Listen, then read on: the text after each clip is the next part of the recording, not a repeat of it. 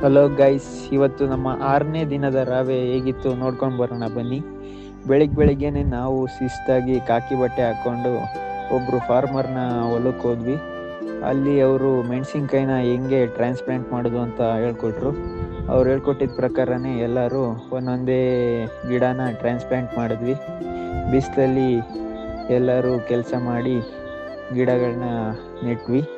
ಈ ಕೆಲಸನ ಕಂಪ್ಲೀಟ್ ಮಾಡಿಬಿಟ್ಟು ಎಲ್ಲರೂ ಕೈಕಾಲು ಮುಖ ತೊಳ್ಕೊಂಡ್ವಿ. ಆಂಟಿ ಚಕ್ಲಿ ಕೊಡ್ಬಳೆ ಎಲ್ಲ ಕೊಟ್ಟಿದ್ರು.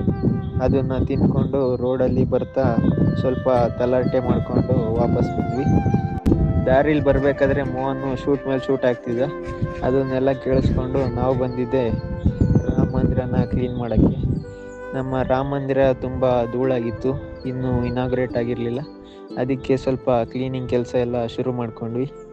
ಎಲ್ಲರೂ ಇಷ್ಟೊಂದು ನೀಟಾಗಿ ಕ್ಲೀನ್ ಮಾಡ್ತಾ ಇದ್ದಾರೆ ಅಂತ ಕನ್ಫ್ಯೂಸ್ ಆಗಿಬಿಡಿ. ಇನ್ನೊಂದು ಸ್ವಲ್ಪ ಹೊತ್ತಲ್ಲಿ ಏನು ನಡೆಯುತ್ತೆ ಅಂತ ನೀವೇ ನೋಡ್ತೀರಾ. ಇಷ್ಟು ಚೆನ್ನಾಗಿ ಎಲ್ಲರೂ ನೀಟಾಗಿ ಕ್ಲೀನ್ ಮಾಡ್ತಿದ್ದವರು ಸಡನ್ನಾಗಿ ಏನಾಯ್ತೋ ಗೊತ್ತಿಲ್ಲ, ನಮ್ಮ ಮೋನಿ ಅಣ್ಣ ಎಲ್ಲರಿಗೂ ನೀರು ಹಚ್ಚಕ್ಕೆ ಸ್ಟಾರ್ಟ್ ಮಾಡ್ಕೊಂಬಿಟ್ಟ.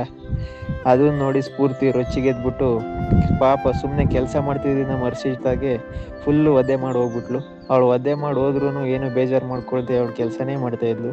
ಹರ್ಷಕ್ಕೆ ಹಾಕಕ್ಕೆ ಹೋದ್ಲು, ಅವನು ಸರಿಯಾಗಿ ಎಲ್ಲ ನೀರನ್ನು ಹಾಕಿ ಇವಳನ್ನ ಫುಲ್ಲು ಸ್ನಾನ ಮಾಡಿಸ್ಬೋದ.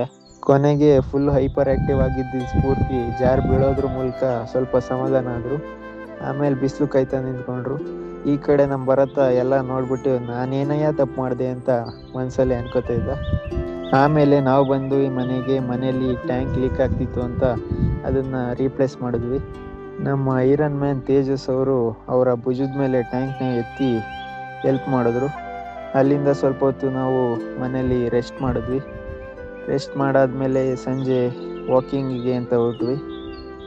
ವಾಕಿಂಗ್ ಹೋಗಿ ನಾವು ಕಾಫಿ ಟೀ ಎಲ್ಲ ಕುಡ್ಕೊಂಡು ಈ ವ್ಯೂ ಸ್ಪಾಟ್ ಹತ್ರ ಬಂದು ಕೂತ್ಕೊಂಡ್ವಿ. ಇಲ್ಲೊಂದು ಸ್ವಲ್ಪ ಕೂತಿದ್ದು ಮನೆಗೆ ಬಂದು ಸ್ನ್ಯಾಕ್ಸ್ ಎಲ್ಲ ತಿಂದ್ವಿ. ಆಮೇಲೆ ಇವತ್ತು ನಮ್ಮ ಊರಲ್ಲಿ ಹಬ್ಬ ಇತ್ತು, ಹಂಗಾಗಿ ಊರವರೆಲ್ಲ ಪೂಜೆ ಮಾಡ್ತಾಯಿದ್ರು. ನಾವು ಅವ್ರ ಜೊತೆ ಪೂಜೆ ಮಾಡೋಕ್ಕೆ ಅಂತ ಹೋದ್ವಿ. ಸೊ ಇಷ್ಟಾಗಿತ್ತು ಗೈಸ್ ಇವತ್ತಿನ ನಮ್ಮ ರಾವೆ ಪ್ರೋಗ್ರಾಮ್.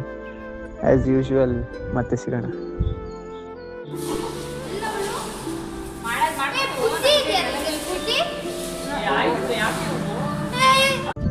ಹಲೋ ಗೈಸ್, ಇವತ್ತು ನಮ್ಮ 6ನೇ ದಿನದ ರಾವೆ ಹೇಗಿತ್ತು ನೋಡ್ಕೊಂಡು ಬರೋಣ ಬನ್ನಿ.